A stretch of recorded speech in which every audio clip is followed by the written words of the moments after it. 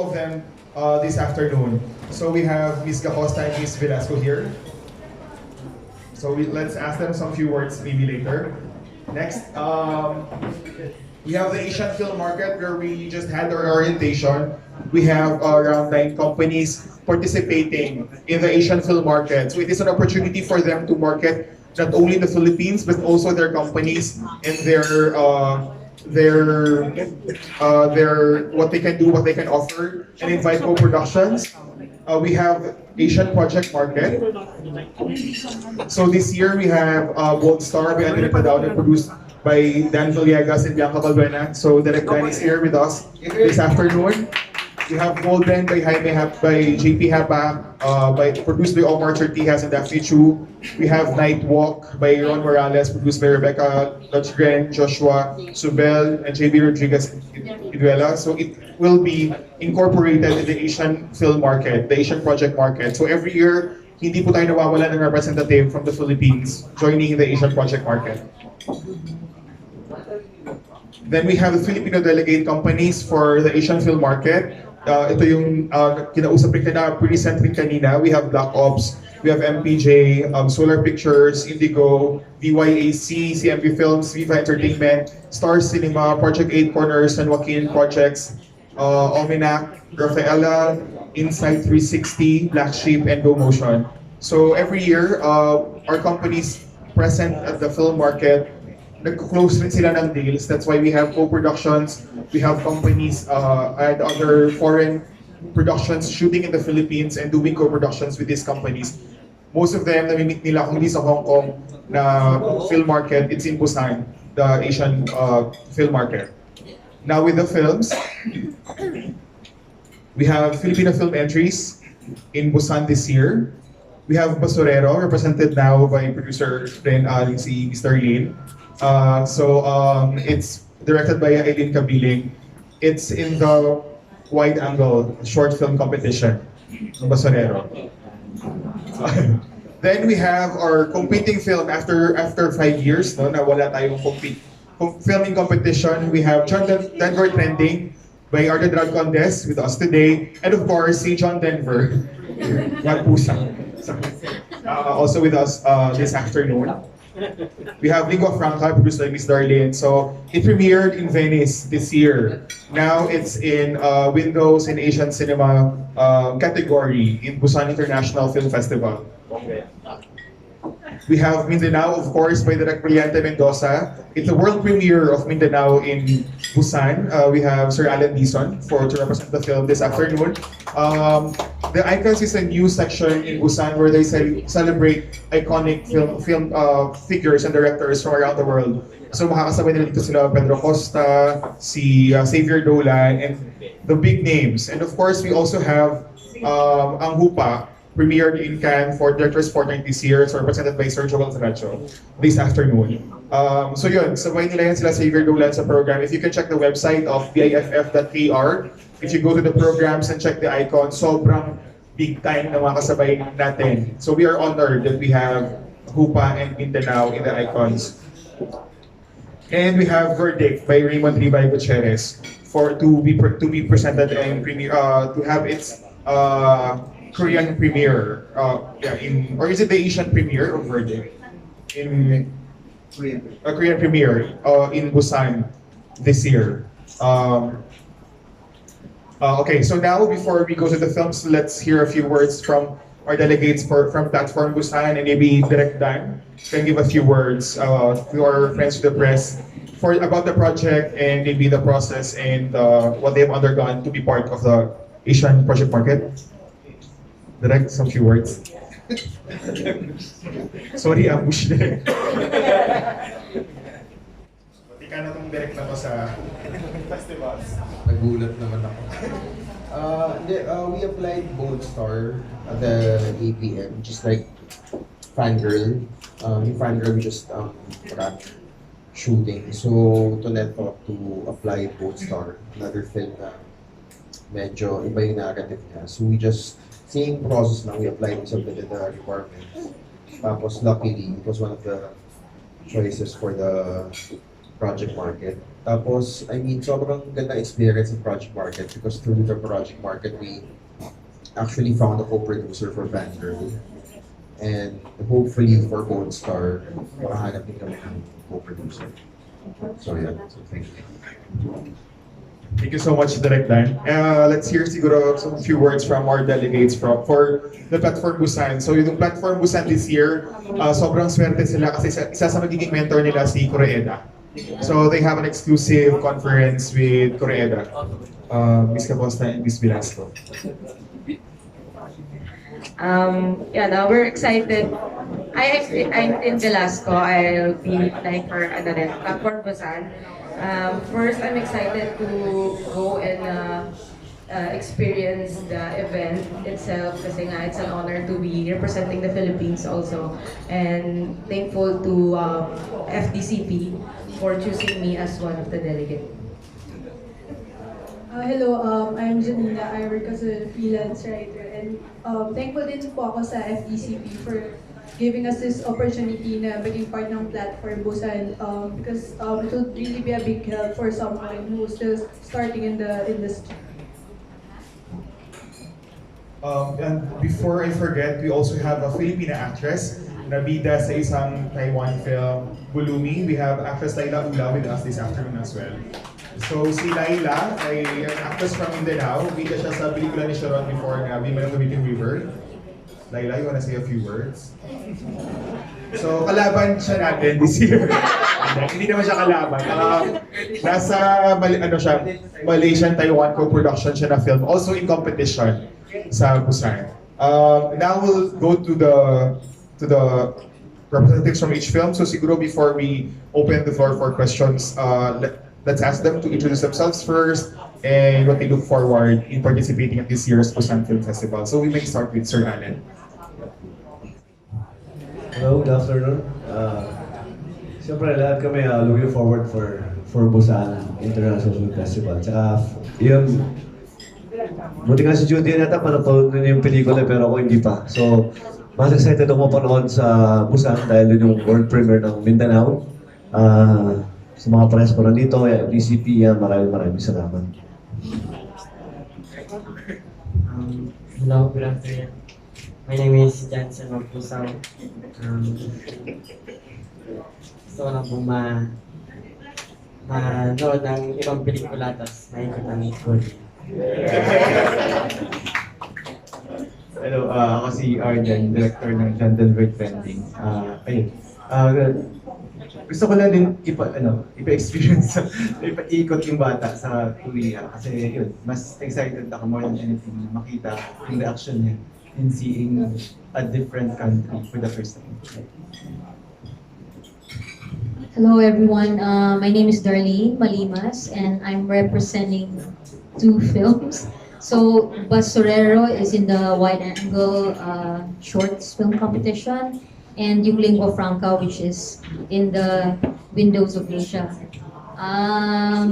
The directors, my fellow producers and the actors, just want to say greetings to everyone. Hindi sila makapunta, but Jericho with Kim Jones, and they will all be at the red carpet opening ceremony in Busan. And my Lingua Franca team is en route to Hamburg, Germany to compete. So, and then after that, London, and then segue to Busan. So it's a pretty hectic travel for us, but it's very, very worth all the effort and pride to be representing the Philippines. Hello. Ako si Joel Saracho. In my past life, nakapupo ako dyan nagtatanong. But now I'm here representing the film Hupa by Direk Diaz. Excited to... I've never been to Busan. Sa marami dami ng mga pelikulang nagpunta na doon. And sana makita-kita tayo sa mga pupunta doon. Can we also ask our representatives to tell a bit more about the film at kung ano siguro ina-expect nila? Of course, especially for those na hindi pa napapalabas sa Pilipinas. So let's start siguro with Sir Allen. Tayo nga si Direk Brillante, Judy, ako na lang talaga. Kaya Mindanao, ako po isang sundalo dito. At asawa ko si Judy yan, na Muslim kami pareho. At meron po kami anak dito na may cancer. So ako po'y, ang ako po dito sa sundalo, ako yung isang medic na nagigipagsapalaran, nagigilaban sa bayan. Ay itong anak ko, nagigilaban sa buhay niya na hindi natin alam kung hanggang kailan siya magbubuhay. So, panoorin po natin itong pelikulang Mindanao. Nakakaset ng panoorin sa mga kapwa natin Pilipino at mas maura po mga palabas sa Busan. Yan. So, para unfair sa mga kababayan natin, di ba? Pero sana supportahan natin ng pelikulang Mindanao. Yan.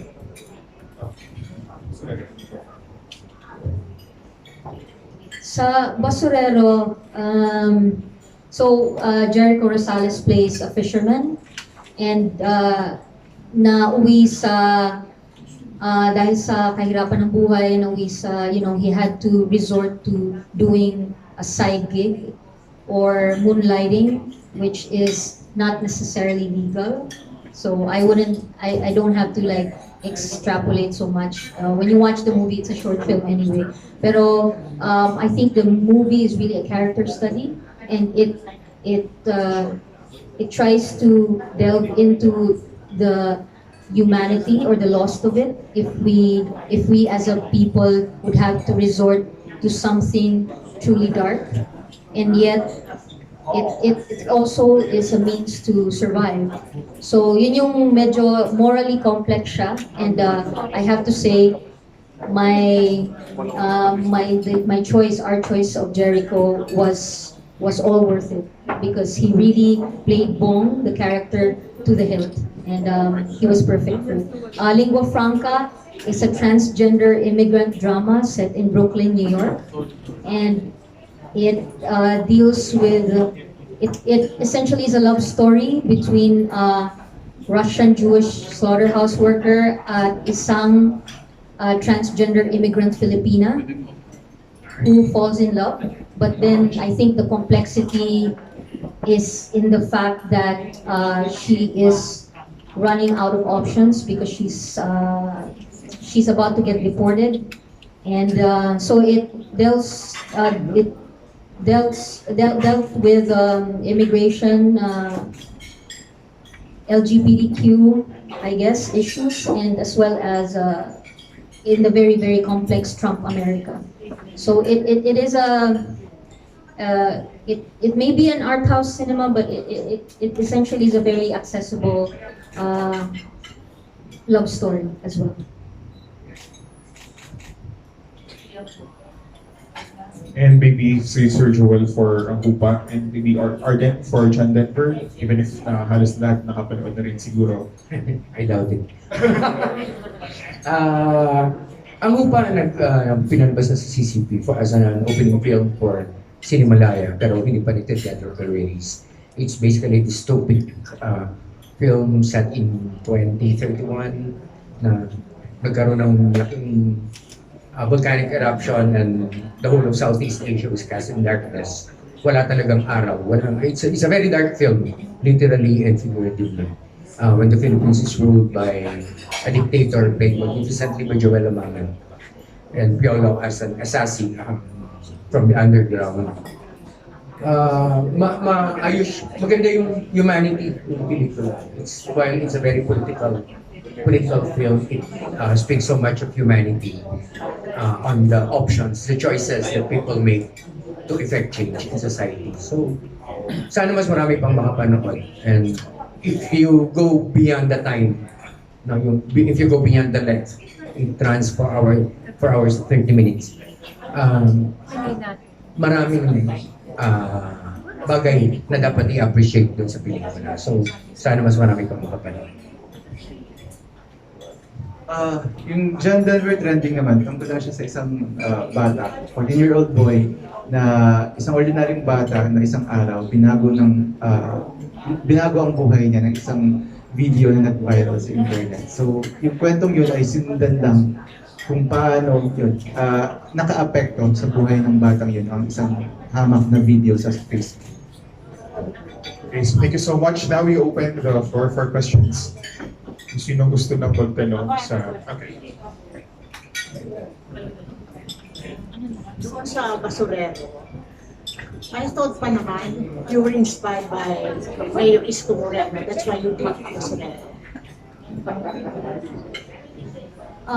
Actually po, the director who's also the writer is Filipino American, and this was really more her story about how to she conceptualized this several years ago. So this is way back, say mga 3 years ago, I guess. And then we approached Jericho around 2 years back. So the ISCO, like the timeline doesn't really match, but we really want this to be an homage to the Filipino worker as well, and to the ordinary Filipino citizen. Joel, gusto ko malaman, what is in store for yung mga participants ng films na ito? Ito, may kikitain ba sila sa film fest? Sa Busan? Well, hindi ko alam. Actually, hindi ko talaga alam kung paano yung mechanics ng film festival. Ito si Miss Natalie Tumada of the Film Star. Sino sa inyo may question? Well, I just want to be clarified kung did the film apply or FDCP chose the films to be sent to Busan or individually ba nag-apply? Okay, sige po. So, for the film, sorry. Balik ako dito muna. For the films po, FDCP as a film commission, we cannot lodge applications of the film. So, iba-iba po kasi sa festivals. Yung iba po nag-apply, yung iba naman po, especially sa icons, nanlilapitan. Yung competing films natin and yung sa ibang sections nag-apply, alam ko yung icons ay nanlilapitan per director. For Hupa, as I understood it, alam ko may sales agents yung iba-ibang pelikula katulad ng Hupa. Support ng FDCP, as usual we have access the International Film Festival Assistance Program where films selected in A-list, B-list, and the recognized film festivals can get support from the government through FDCP. For the films itself, bukod sa others are, especially the world premiere, doon una makikita ng press ng world press. So what's in store for them is maybe bukod sa i-represent nila yung Pilipinas is to be introduced as well to the buyers and possible producers and possible collaborators for future co-productions sa mga pelikula. Like Laulaw, I think was introduced to other directors because of the film Women of the Weeping River, and most of them hindi naman sa Pilipinas napanood ang pelikula but in other film festivals. So those are things in store for our filmmakers going there in the festival and attending the festival. Yes. Gusto ko lang malaman kung meron na bang pelikula local films nanalo sa Busan. Meron ba? Meron pa ba? Meron ba or wala?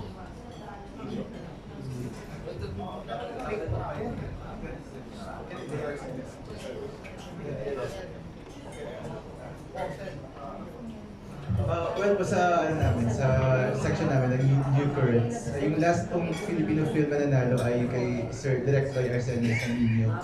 That was in 2011. Main competition? Sa New Currents, isa yun sa dalawang main competition natin ng Busan na may prize.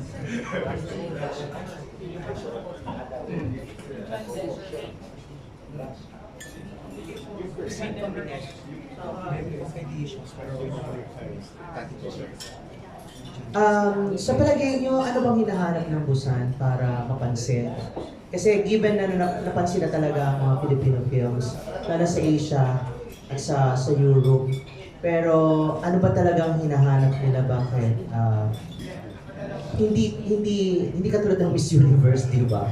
Talagang pagdating, panalo na to. Palaging ganon, di ba? Dark horses palagi ang mga kandidata. Pero pagdating sa pelikula, parang mahirap na aandap-andap yung recognition o yung award para sa isang local film. Sa palagay nyo, ano yung hinahanap talaga ng ganitong competition?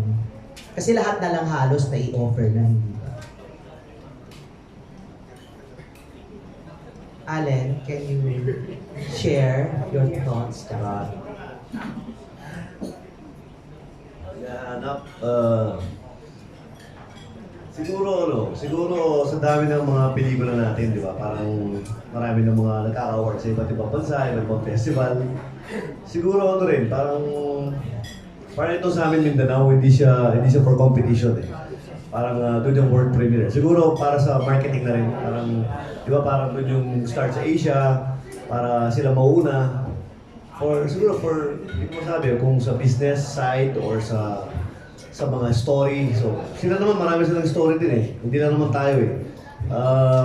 Hindi ko rin masabi talaga kung anong hinahanap nila. Pero siyempre, di ba, parang as an actor, as a filmmaker, siyempre yung kung para sa atin yung magandang pelikula yung ipapalabas natin sa kanila.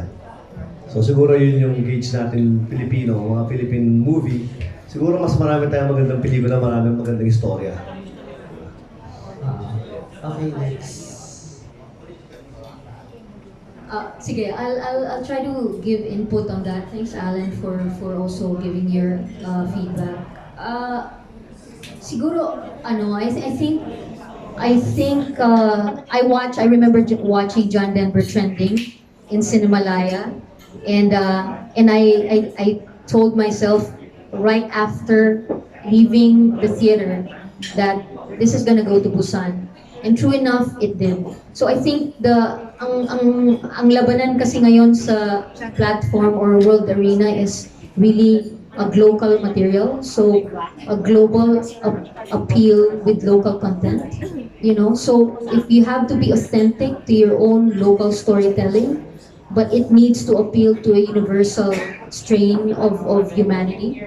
So kailangan hindi yung okay lang sa Pilipinas pero not truly exportable, and just also as a point to the global appeal would be also elevating the production value.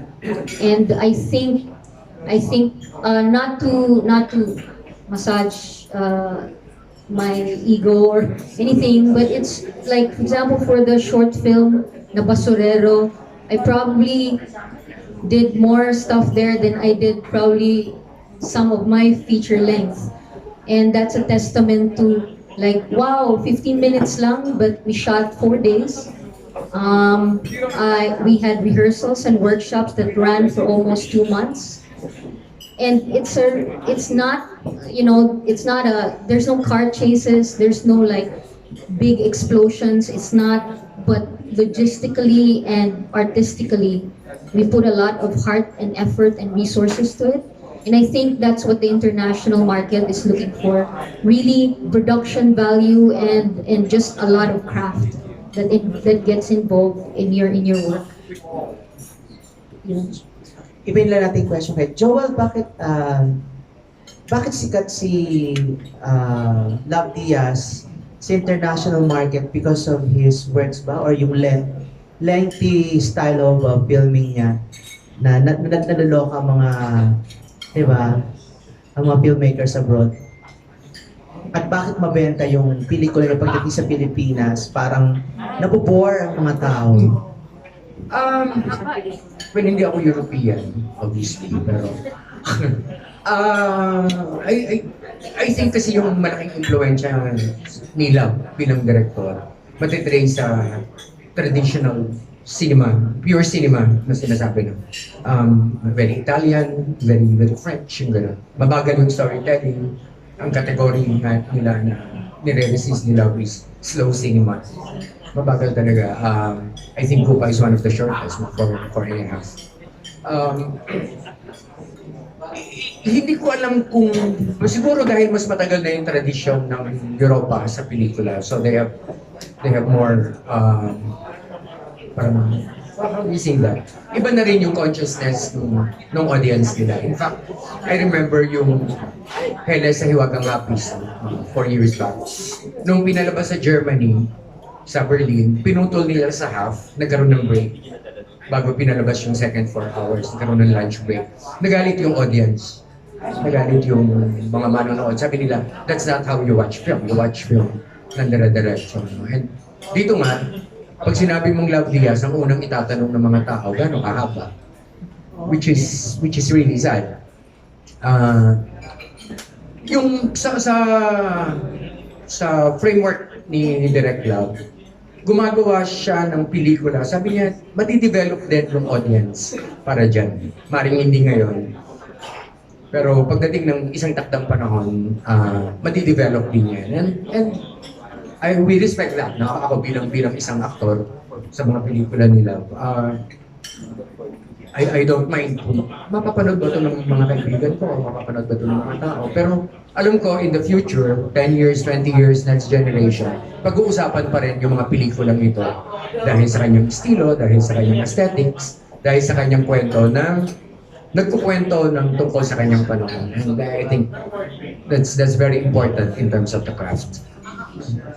Huwag sana maingay yung mga press na nandun sa likod. Pwede lang. Tapos siguro gusto ko lang magdugtong dun sa discussion, ano yung magugustuhan ng Busan. Tingin ko kasi medyo unfair din para sa sining ng pelikula kung gagawa ang isang producer, ang isang director conscious, gagawa ako ng pelikula pang festival ito. Hindi naman yata ganun mag-isip yung mga filmmakers na gumagawa sila ng pelikula para magkwento, gumagawa sila ng pelikula para may maitanghal. Pag maganda, di pasok natin sa festival. Yung gano'n. Hindi naman, ito gagawin ko pang Cannes, ito gagawin ko pang Busan, Tokyo. Thank you. Last question na lang. Siguro mga dalawa na lang pwede sumagot. It's either Allen or yung sa Lego France. Meron mga pelikula nyo nabenta sa international market at naipalabas in their own native language.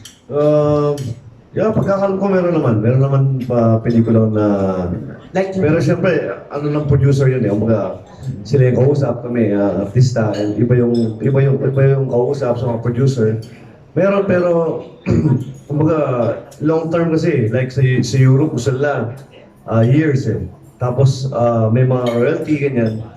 Meron naman. Anong pelikula to sa Yung pelikula namin ni Isa Casado, yung Dukot meron siya. Kasi Migrante with Jody. Yeah. Sino pa sa mga nasa presidential table ang nagkaroon na ng nabenta sa film market? O nabili pala? For lingua franca, prior to the world premiere in Venice, we were already bought by France. So we already have actually a theatrical date, March 18, 2020 in Paris and all over France. So it's by JHR Films. So that was a big break because they snatched us even before the whole world saw us. So it's a testament again, I guess, like the story itself. And then we also sold to Israel.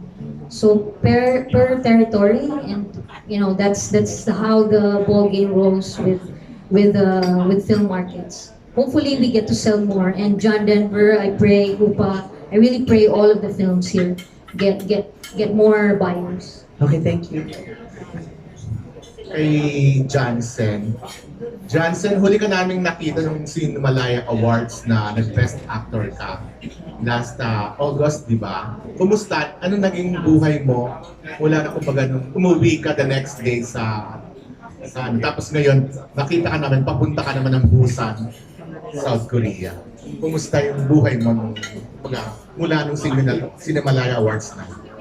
Wala naman pong nagbago. Ganun pa rin naman po natin. Okay, sasagot. Hindi kasi bago yung pag-uwi niya ay may sumalubong na caravan. Because yung caravan, parang after niyang manalo, the entire town decided na half day na yung class ng mga students sa lahat ng schools. So pagdating namin, gulat na gulat kami kasi pagka-boundary ng aklan, parang antike. May mga hilera ng mga bata with all the flags, white flags with his picture hanggang dun sa sa plaza. So, ewan ko dito kung normal yun sa kanya. So yun. Tapos, nakatira kasi siya sa parang kilalang mountain resort sa kanila. Pinupuntahan yun ng mga South Koreans. Specifically, mga taga Busan kasi may direct flight from Busan to Kalibo, dumidiretso sa town nila. So may malaking tarpaulin doon ng Denver sa bahay, nare-recognize siya ng mga South Koreans. Hindi ko alam baka dahil sa kanila, nag-sold out na kami sa Busan. Oh, wow. So siguro na overwhelmed kasi siya. So ngayon, nire-resist na yun. May dahilan ba kayo nagpabulol siya ng buhok?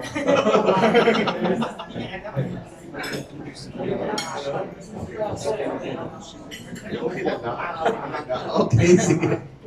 Kay Allen naman, kay Allen. Anong relevance ng, kumbaga, lalo na sa panahon ngayon, itong pelikulang Mindanao? Lalo na sa mga nangyayari ngayon sa bansa. Sa mga nangyayari, kasi ano to itong Mindanao, siguro, hindi siya masyadong political eh. It's more on a family-related film. Tapos, sundalo yung role ko. Basta alam ko lang, lumalaban ako sa gira. Tapos, uuwi ako para magkita ko na kung may sakit. Yun lang ang ginagawa ng sundalo para mabuhay yung pamilya niya. Pero, yung nangyayari sa atin sa bansa, parang marami na nangyayari, magulo na. Parang nag-strike na, walang pasok. Tumaas na yung diesel. Parang siguro hindi siya masyadong sa pelikula Mindanao. Kumbaga, ibang level yung movie. Kumbaga sa nangyayari sa atin. Hindi mo siya pwede ikumpara. Kasi lalo na, yung siguro sakit, dahil maraming may sakit na cancer. So siguro dun nung writer namin, dahil nandito may sakit. So parang doon nila binase. Siguro marami na sakit yung bansa natin, kaya sinama na lang nila. Yeah. Thank you. Ewan ko kung sino pwede sumagot. Kasi parang medyo yung ating local industry medyo nagsasuffer, di ba? So gusto ko malaman kung trend na ba yung mag-produce abroad kasi mas malaki ang kita, pwedeng mas malaki ang kita ng pelikula kung malalabas sa International Film Fest.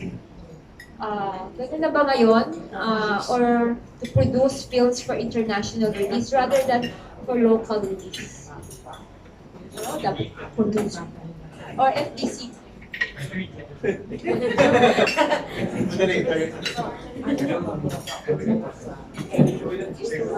Wait lang, si Sir Soliman Cruz po ay kasama.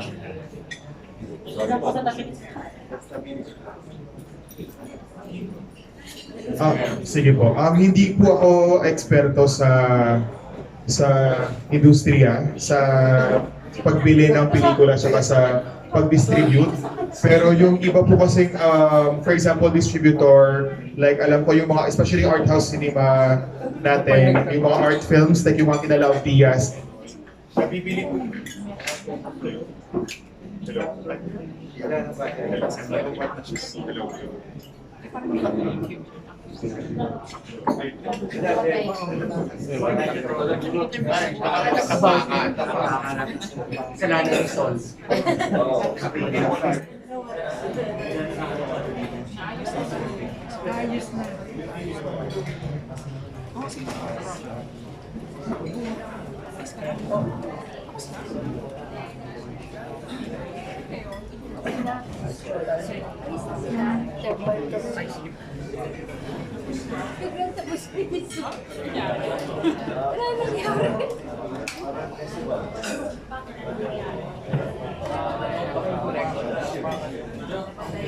Last na lang, patanong lang ng last. Hey, hello. So yun po. Depende po kasi siya sa buyer, tsaka depende rin po siya sa agreement. Like, especially if sa sales siya ng pelikula, may ibang pelikula po kasi na hindi rin ganun kalaki at kamahal yung pagbili ng mga distributor. Tsaka yung ibang distributor po, hindi naman siya binibili ng buo. Like sila lang yung may rights na ibenta siya. Kunwari, yung Rupa, after ng Cannes ay nag-release siya sa Paris, nag-premiere sa Paris. Nag-French premiere siya after Cannes, nag-Paris, and then umikot siya sa buong France. Pero hindi ko po alam kung ano yung agreement nila. Kung ticket sharing ba siya or pinili na before pa ibenta. So iba-iba rin po yung yung deals. So sorry if hindi ko po siya masagot kung mas kumikita ba sila abroad or dito sa Pilipinas.